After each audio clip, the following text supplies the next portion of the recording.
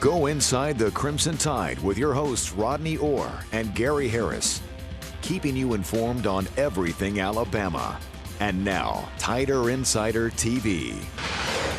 He took us, actually, as seniors, to the lake a couple weeks ago, and just hanging out, laughing, having a good time. So he smiles every now and then. Nick Saban smiles every now and then, according to Bradley Bozeman. Good stuff. And good evening, everybody, and welcome in to Tider Insider TV, presented each and every week by Buffalo Rock. I'm Gary Harris. Rodney Orr is in the great state of Iowa this evening visiting family, but he will join us later in the program. As always, as I said, Buffalo Rock brings you Tider Insider TV. I love that sound, but let me tell you what, as good as it sounds, it tastes even better when it's going down. Diet Pepsi tonight from Buffalo Rock. Remember, Pepsi is a Southern original. Pick up some the next time you're at your local grocery. Well, Media Days has come and gone, and like Senior Center Bradley Bozeman said, we saw the occasional Nick Saban smirk. Now, Alabama only appeared on one of the 4 days last Wednesday, and yet the Crimson Tide had its presence felt throughout the week. Coach Nick Saban and players Bozeman, Calvin Ridley, and Mika Fitzpatrick were all welcomed to Hoover by a crowd of fans, many on hand asking for autographs and pictures. And then there was the media asking plenty of questions like, how does Alabama stay so consistently successful?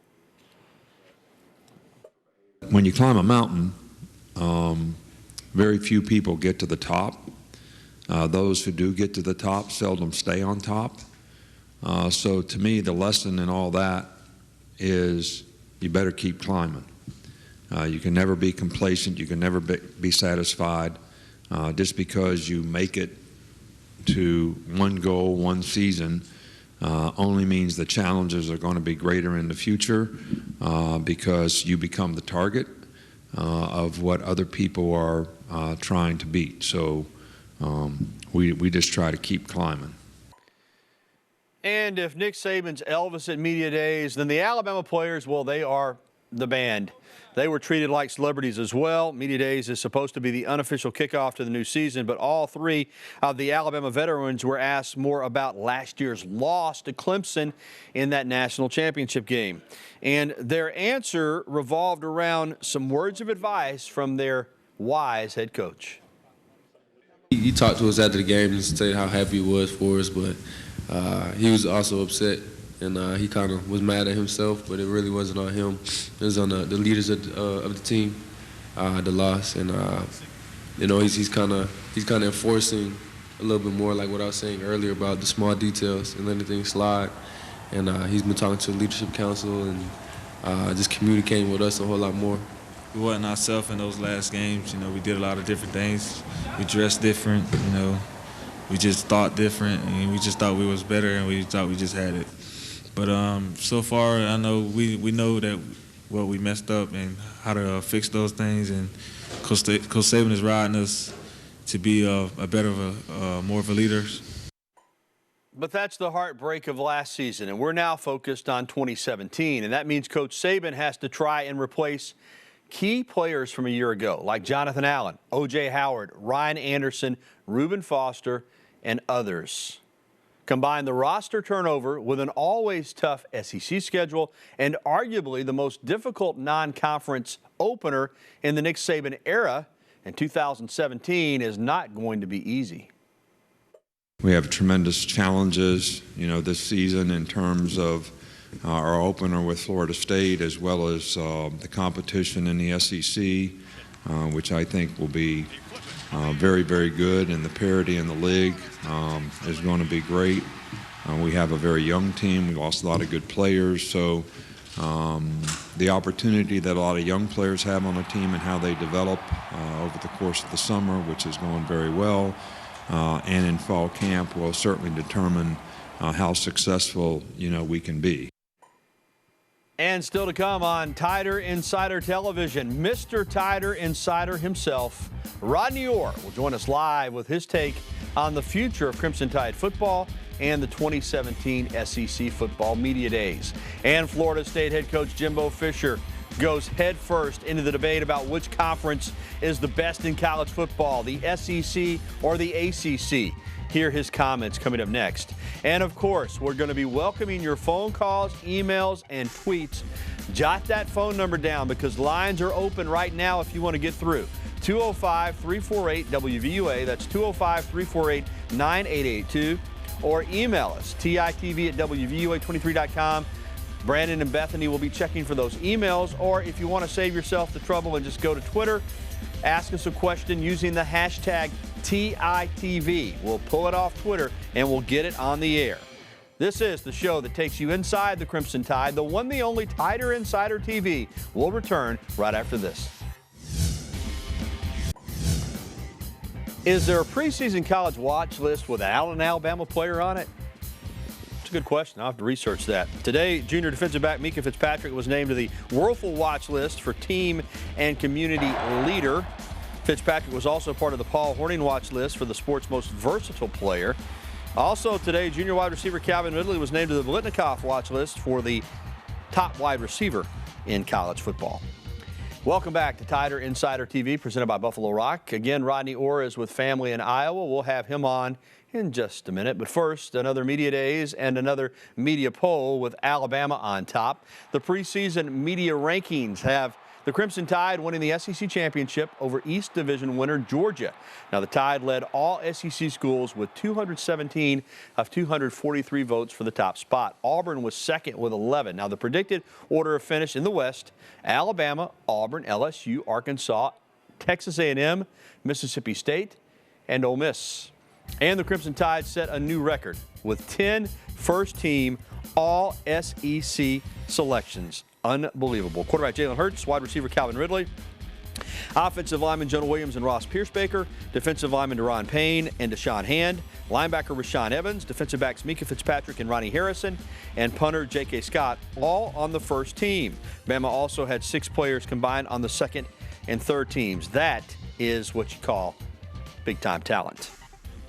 And now, Rodney Orr, Mr. Tider Insider, joins us on the telephone. Rodney, there's always a lot of hype surrounding Alabama football at this time of the season, preseason. But with the media selections out and the new SEC record of 10 first-team preseason all-SEC players, is it possible that the expectations are even greater in 2017 than last season or maybe any season prior?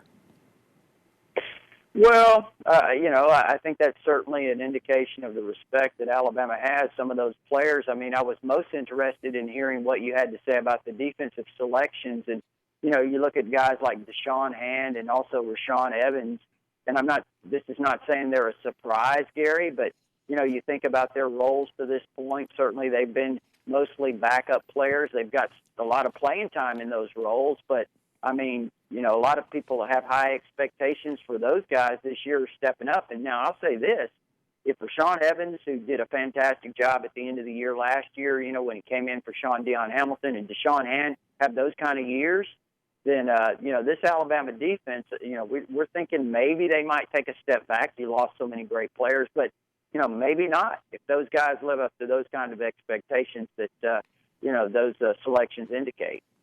Yeah, Rodney, this Alabama team will have to forge its own identity. We know that. But you mentioned something that it is interesting. Alabama lost some great defensive linemen. You're talking Jonathan Allen, arguably the best in the country. Dalvin Tomlinson may start for the Giants. You add in guys like Ryan Anderson and Tim Williams who would put their hand on the ground from time to time. And yet you lose that kind of talent, and you've got Deron Payne and Deshaun Hand, as you mentioned, first-team preseason All-SEC. That's what we talk about so often. Football players waiting for other football players to leave. I mean, yes, maybe there's a drop-off in terms of accomplishment on the field, but in terms of talent, you could argue that the defense will be just as physically talented this year as it was last year, Rodney. Yeah, could be. I mean, again, you lost a lot of leadership and a lot of experience. That means a whole lot. But, when you talk about just athletic ability, maybe so. Rashawn Evans is one of the most athletic players at that position, Gary, as you know. I mean, he's extraordinarily athletic. And I really like Isaiah Buggs, too, the junior college transfer defensive lineman. Of course, he wasn't mentioned in those selections as first-team All-SEC, but I'm going to tell you, he's capable of doing that. if he can put it all together. This guy's a really unbelievable talent, I think, potentially. So, once again, it's going to be really interesting. That's the thing that I'm watching on this. When I watch Alabama, when fall camp starts, I'm really going to be interested to see how the defense develops over the course of camp. All right, Rodney, you hold on. We're gonna get back to you. By the way, you look great on the graphic that Brandon and Bethany built. Just want to let you know that. So hold on, we'll get back to you. So Alabama obviously is the clear front runner in the SEC, but is the SEC the best conference in college football? Florida State head coach Jimbo Fisher, well, he did more than question that. He called the ACC the premier conference in college football, and then was asked to elaborate at last week's ACC Media Days. Well, I would say 2 of the last 4 national champions have came from here. We played for 3 of them. You talk about 8-3 and playoff games and Power 6 major bowl games. We're 8-3. Non-conference records against the SEC, the Big Ten, and everybody else. We have the winning record, the only one against the most Power 5 wins. You have 2 Heisman Trophy winners. You also had the runner-up last year. The coaches, you have 6 coaches in the top 20, an all-time winning percentage in college football. I mean, you go down the list of everything, and I think the importance of it. I think it's become, and it's very important now in the ACC. I think the programs have developed that way. And it's not that I coached in the SEC for 13. I think it's a tremendous conference. I think the Big Ten's a tremendous. I think they all are. But I think right now, with what we've accomplished in the last 5 years, you're talking about major wins, big wins, national championships, Heisman Trophy winners, coaches, everything that goes involved. I think the ACC is as good a league as there is in football. Rodney, let me bring you back in. He laid out the numbers, and I've looked at them the last couple of years, head-to-head. I mean, the ACC has a big advantage. But by Jimbo Fisher and Dabo Swinney and David Cutcliffe and on in that conference, by them continuing to push this agenda, it tells me that it's not just about what they've done the last couple of years. They're confident because there's a lot of SEC but ACC matchups versus ACC matchups coming up this year. They're confident that they're going to have a better league in 2017 as well. Your thoughts? Well, I mean, again, I haven't top to bottom. I have a hard time believing that conference is anywhere near the SEC.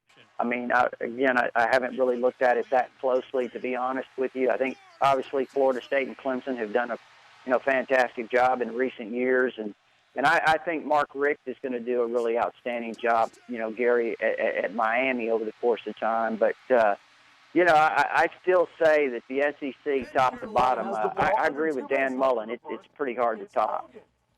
At the end of the day, their success as a conference against the SEC aside, it comes down to the fact that Clemson beat Alabama. That's where they're getting their bravado from, right? Yeah, I mean, I think so. And listen, those 2 teams, those 2 programs, they've proven themselves that they're right there in the elite programs. I mean, what Florida State did, a few years ago. And I think Florida State's kind of, they dipped a little bit. I do kind of think they're on their way back up. All right, coming up on TITV, just 2 days away from the softball scrimmage between Team USA and the Alabama Stars. The familiar faces you'll see at Rhodes Stadium coming up next. And also, we're welcoming your phone calls, emails, and tweets. Again, the information right there on your screen on how you can get through to us. Call now, 205-348-9882, email or tweet, because we want to hear from you. We're back with more TITV right after this timeout. Former Alabama softball star Haley McClenny will make her return to Rhodes Stadium on Thursday night, this time representing Team USA. She will face former Alabama teammates Reagan Dykes, Caroline Hardy, Bailey Hemphill, and Alexis Osorio in a matchup of Team USA and the Alabama Stars, a collection of outstanding players from the state of Alabama. The scrimmage will kick off on Thursday night at 6 p.m. It's a doubleheader. Tickets are available on RollTide.com. And let's head straight to the phone lines. We're going to start out in Birmingham tonight on line 2 with Bill. Bill, welcome into the program. How are you? Hey, I'm good, guys. Roll Tide. Just want to see how we're going to, stack up against Ole Miss with the absence of Kelly and them and LSU. All right, Bill. We'll start with Ole Miss. Rodney, let's start with Ole Miss. I don't think they're going to miss much offensively. I think they're going to be very good. I think Patterson's an outstanding quarterback. They got a great group of wide receivers. Offensive line's pretty solid. I think they'll score points. Their question is going to be on defense. But how do you see this Alabama-Ole Miss matchup this year? Well, first of all, it's in Tuscaloosa, so that's, I think that should be an advantage for Alabama, obviously. But I agree with you, Gary. I think, Shea Patterson's an outstanding talent. We'll see how much he's improved since last year, the end of the year when he got some playing time. And you mentioned they have some great receivers. They're going to be really good, as you noted, offensively. I agree with you that the defense is the big question with them. You know, first of all, numbers-wise, they don't have a lot of people depth-wise, and I really think that this is going to take a toll on them. Now, the one good thing is, I guess, the positive is they do catch Alabama relatively early in the season when maybe they're not as beat up as they might be towards the end of the year. Yeah, that's usually the case. And he also, Bill, also asked about LSU. That game also in Tuscaloosa. Alabama's won 6 in a row against the Tigers, but Orgeron has just come out and said it. Hey, we got to beat Alabama. Yeah, and I think some of that, I really think he's playing that wrong. You know, Gary, to me, I don't like the way Orgeron's playing that at all. I mean, this Alabama or bust type thing.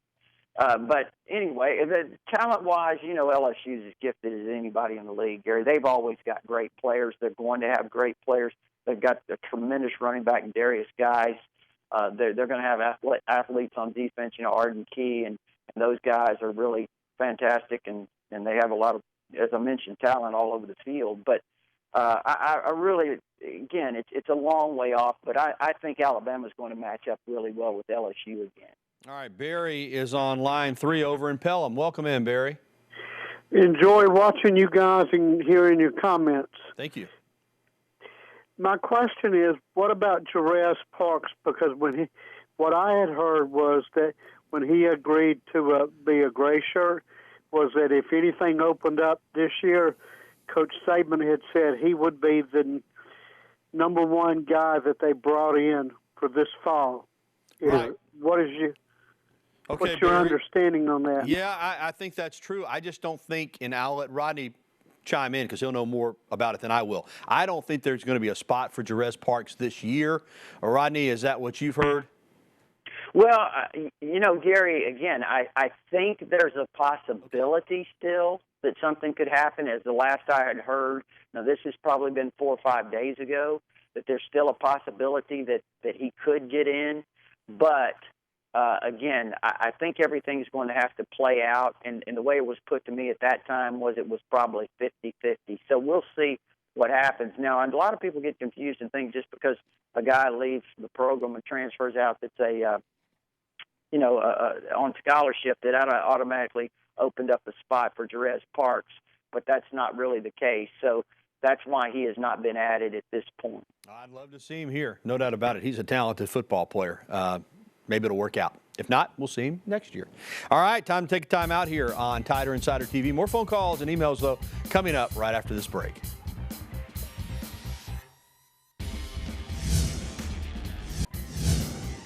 LFA middleweight champ and Octagon newcomer Eric Anders will make his short-notice UFC debut at the Nassau Coliseum in Long Island, New York. Anders is stepping in for Alessio Di Chirico, who was forced to withdraw from the fight due to a neck injury.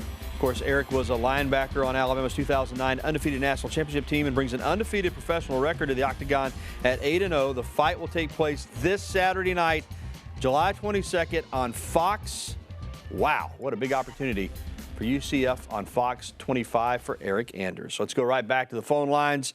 Or an email first. Rusty in Bellwood has an email, and it is in regards to Alabama basketball practice. Will any of the 10 basketball practices before the Canada trip be open to the public? Rusty, my understanding is that they will not be. I do think that there's going to be some media availability next week for one of those practices is what I'm hearing, and we'll shoot video and put that on television. All the different media outlets across the state will do that. But as far as the public going to watch practice, I don't think that is going to be a possibility. If that changes and we're told otherwise, we will certainly promote it. But my understanding right now is that all of these Canada practices prior to the Tides trip north of the border will be closed to the public. All right, thanks for the email. Let's go back to the phone lines. Our pal Plato in Panorama is with us. What's up, Plato? Hey, guys. I want to talk a little bit about secondary depth. I know Alabama has great depth everywhere, but I think until we get some experience in the secondary, maybe halfway through the season, an injury, especially to cornerbacks, would be really hurtful to us, and I wanted to kind of get your thoughts in regard to that. All right, Plato. I mean, I think you make a valid point. I think, Rodney, and injuries can affect your depth anywhere, but I think this secondary has a chance to be pretty deep. Am I wrong in that assumption? Well, yeah, I think they've got a lot of players with a lot of talent, and obviously there's a lot of guys that don't have the experience, and it depends on how it plays out, where they end up positioning these guys. As we saw at the end of spring practice, Trevon Diggs was at left corner, Anthony Averett was at the right corner spot, and Gary, I'm not sure that they won't just look in the camp, slide Minka back down to corner, and maybe try Deontay Thompson back at that safety spot. I mean, I think they're going to work different combinations. But, yeah, they have some – obviously, Levi Wallace did an outstanding job last year at the corner spot when he was called. There's some guys that really have to develop. I mean, Aaron Robinson is a young guy, Shaheem Carter, Jared Maiden. There's certainly other guys that are freshmen. Daniel Wright is a true freshman that probably may redshirt, I would think, but also Xavier McKinney's an outstanding true freshman that I think has a chance to play back there at the safety spot. So I think how these guys progress in fall camp will certainly give us a strong indication of what the secondary might look like in terms of the depth. All right, Rodney, thanks for joining us tonight. Appreciate the insight. Thanks for the phone calls and the emails. We're going to take a break, and we'll be back to wrap up TITV on a pretty night in Tuscaloosa. You stay with us. It gets a little rough after a while. A lot of guys get tired of working out. Everybody want to hit. So, I mean, it's kind of like we ready for the season to roll in. Hootie Jones is ready to get the season rolling. He and Levi Wallace met with local youth at a football get-together on Monday, giving back to the community. Good for them. All right, my beautiful dress shirt tonight, as always, provided by the Locker Room, home of the original Elephant Wear. Visit them downtown in person or shop online at locker-room.biz. Well, it's Tuesday night, the third Tuesday of the month, and that means we're headed to Buddy's Rib and Steak over in Northport tonight for dinner. Come out and join us about 7:15 or so. It's going to be really, really good. Replay tonight at 10:30. You can find it anytime at WVUA23.com. I'm Gary Harris, Rodney Orr. Have a good night.